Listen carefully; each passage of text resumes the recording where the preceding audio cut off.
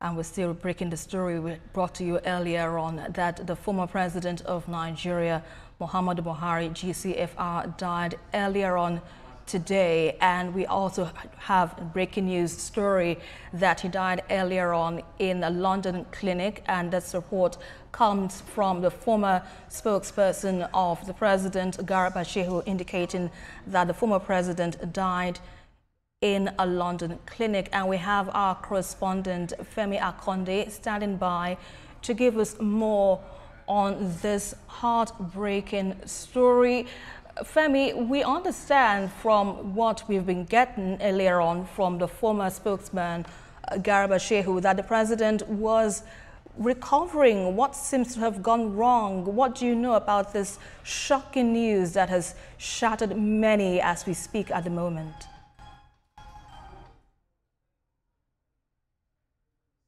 Hi, Esther. Well, indeed, it's really heartbreaking news. Lots of us do not know what indeed the president has been passing through. In most cases, issues of health are very personal and private. But you know that when President Muhammadu Buhari was president of Nigeria between 2015 to 2023, he also battled severe health issues. At that time, it was also not disclosed exactly what health condition he was dealing with. This kept him out of the country for a long time, and a lot of critics, piled pressure on him to resign. But he was able to wrap up his 2-year term as president and retired into a very quiet life.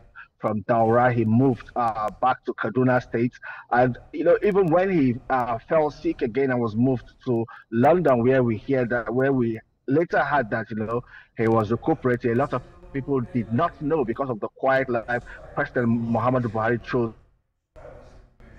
after retirement, after leaving office as president. But when people started to hear and ask questions, Garba Shehu had to, his spokesman when he was president, had to then come out to say, indeed, President Muhammad Buhari is recuperating, and they asked for, a private time. Everyone should respect his privacy and allow him attend to his health issues. If there are also reports in the media, even though that was not confirmed by the vice president's spokesman, that President Bola Tinubu at some point at around 3rd of June deployed Vice President, or 3rd of July, I should say, deployed Vice President Shettima to London to see President Muhammadu Buhari and find out how he's doing, find out about his health. We also hear from that particular report we read on Sahara Reporters, though it cannot be independently verified, that President Bola Tinubu also spoke with President Muhammadu Buhari on phone. But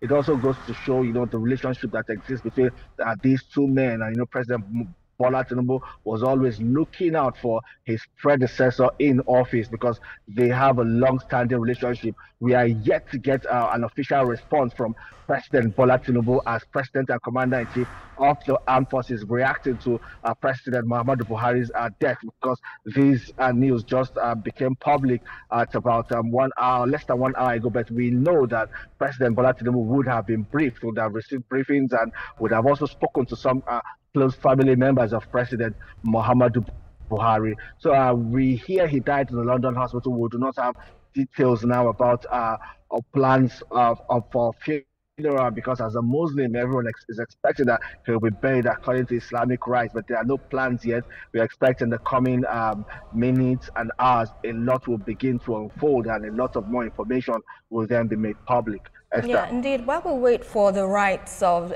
burial passing of the former president and the former leader, what are you hearing in terms of reactions? I can see a lot of reactions has been trailing the social media since the news broke about less than an hour ago. What have you been getting? Although you are yet to get news from the presidency, what can you tell us? Well, a lot of people are already talking about it. Former President Muhammadu Buhari was born in 1947, December 17th, 1947. Died at the age of 82. He would have been 83 December this year. He died at the age of 82. He was first military president in between 1983 and 1985 before that administration or that military regime was ousted by President Ibrahim Babangida. But he also contested to become Nigeria's civilian president, democratically elected president, about 3 times before he eventually won at the polls in 2015, with the support of President Bola Tinubu, with that merger of the Action Congress of Nigeria and other opposition parties coalescing and forming the All Progressives Congress as we have it today. That was a very significant victory for President Muhammadu Buhari and the All Progressives Congress. And we already, of course, it's getting to election season. Politicking has started, and people were already talking about. A lot of people were even hoping to get President Muhammadu Buhari's support for their candidacy. So we're hearing reactions from them. Like everyone is saying, well, indeed, the country has lost one very prominent citizen, but not at a time when everyone expected it. But well, it's death. No one is ever prepared for it. But well, these reactions will continue to come in, and not just within Nigeria. President Muhammad Buhari was also quite influential as the president and commander-in-chief of the Armed Forces of the Federal Republic of Nigeria. He met with President Joe Biden, with other leaders, at different occasions. And we expect to start getting reactions from these world leaders reacting to President Muhammad Buhari's death, commiserating with Nigeria on the death of the former president, immediate past president. Nigerians are also talking about it, talking about his life and times, his achievements, his legacies, and of course some of his missteps as president and commander-in-chief. Everyone is talking about it. It's a potpourri of opinions and views of President Muhammad Buhari's life and times. And don't forget, just about less than 2 weeks ago, Garba Shehu himself published a book, detailing some of the inner workings of the administration of President Muhammad Buhari while he was at the saddle as commander-in-chief of the armed forces. This also generated a lot of reaction among Nigerians. Well, people will still continue to talk. It's still going to get people talking, and we expect that a national mourning will also be announced for the country. We expect flags to fly at half-mast.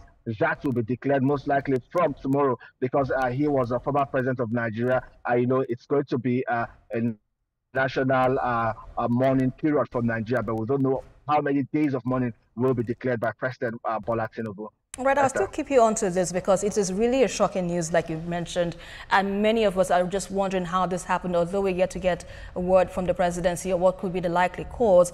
But just a little bit of a memory of the former president. What can you tell us about his legacies? If at all, you can just walk us through a bit of it, although we know him to be a man who says he is for everybody and he's for nobody. What can you tell us about some of his legacies that we will be best remembered for before we move on to our next issue of focus regarding the former president?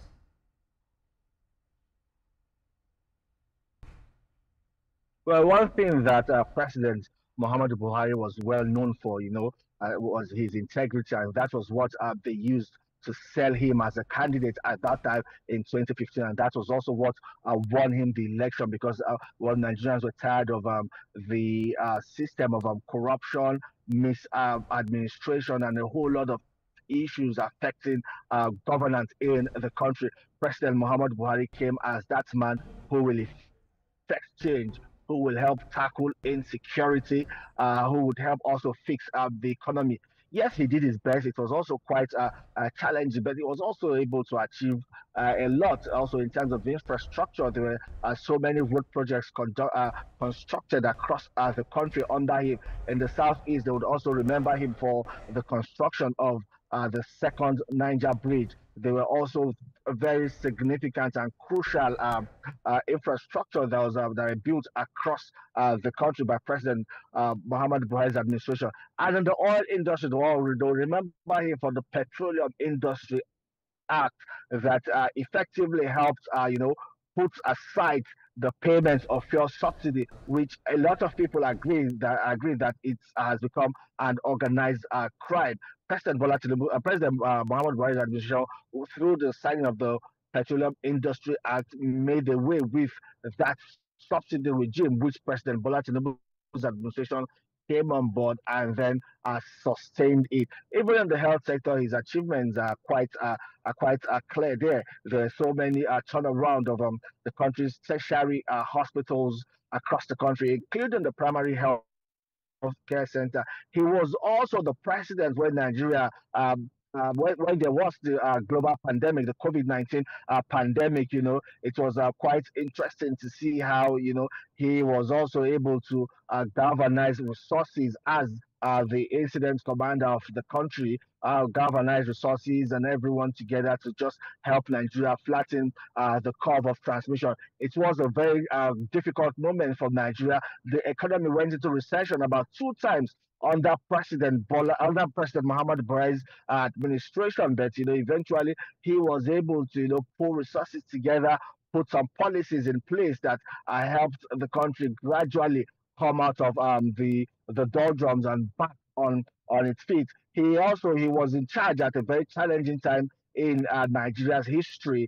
In Nigeria's history, and he'll be remembered for so many things. And some people would say, well, they have their reservations about his legacies and achievements, but some other people would also be bold enough to give him kudos for the best he could do and he could achieve while he was president.